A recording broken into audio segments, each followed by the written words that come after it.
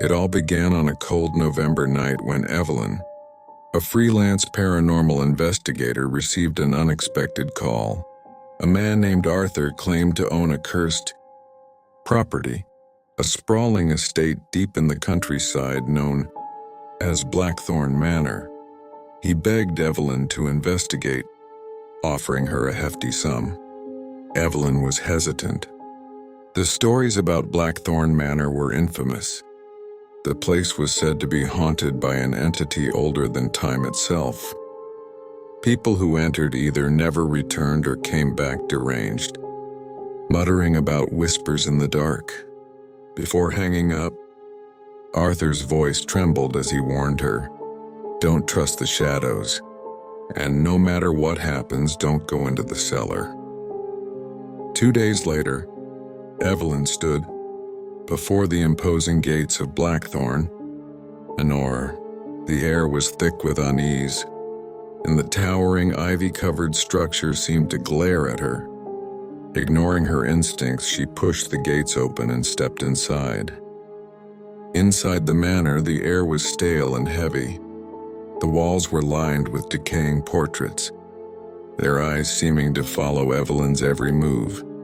A grandfather clock ticked faintly in the distance, even though it was missing its hands. As she explored, Evelyn noticed strange symbols carved into the wood of the doors, patterns she couldn't recognize. They pulsed faintly under her flashlight as if alive. In the study, she found Arthur's journal. His last entry read, "The shadows are alive. They whisper my name at night, beckoning me to the cellar. I can feel them watching. There's no escape." Suddenly, Evelyn heard faint footsteps behind her. She spun around, but the hallway was empty. The air grew colder, and she felt a presence, a pair of unseen eyes burning into her back. As night fell, Evelyn set up her recording equipment in the living room. She tried to focus, but the whispers began. They were faint at first, murmurs in the distance. Then they grew louder, as if circling her. "Why are you here?" a voice hissed. Evelyn froze. Her hands trembled as she played back her recording, only to hear the whispers had been there all along, growing louder with each playback. Determined to uncover the truth, she followed the voices to the east wing of the house.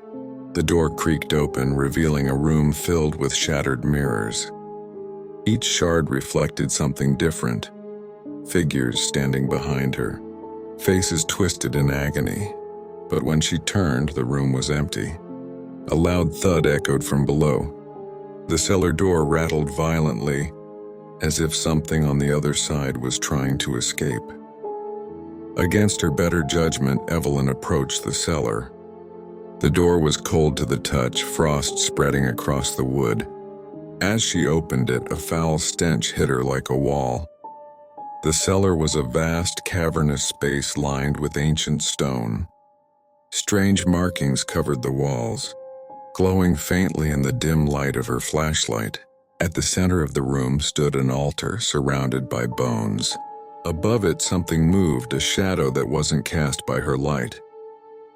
The entity began to take form. It was an amalgamation of darkness and faces, its body twisting with the expressions of those it had consumed. Its voice was a cacophony of screams and whispers. "You've come to join them." Evelyn backed away, but the door slammed shut behind her. The temperature dropped, and the whispers turned into deafening screams. The entity lunged at her, but she ducked, barely escaping its grasp. Evelyn fled back upstairs, locking the cellar door.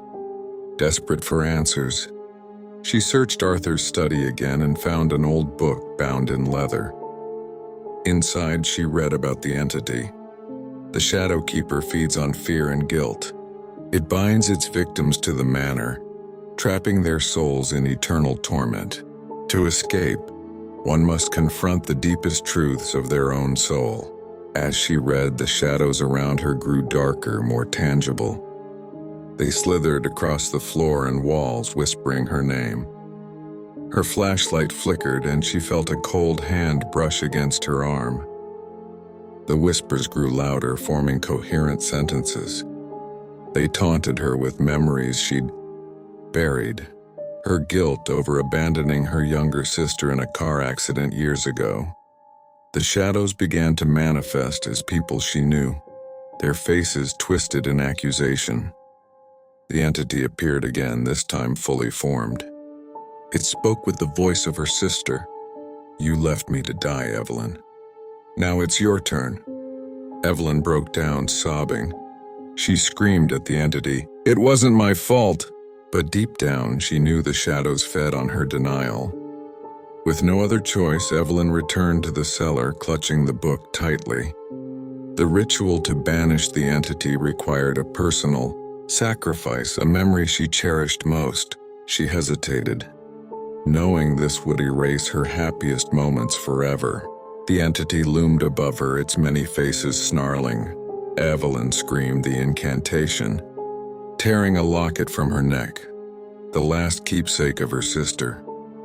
As the locket shattered, the entity roared, its form unraveling. The shadows recoiled, retreating into the cracks of the walls. The house began to collapse. Evelyn ran, narrowly escaping as the manor crumbled into dust. Weeks later, Evelyn sat in her apartment, staring blankly at the locket's broken pieces. She couldn't remember her sister's face or the sound of her voice.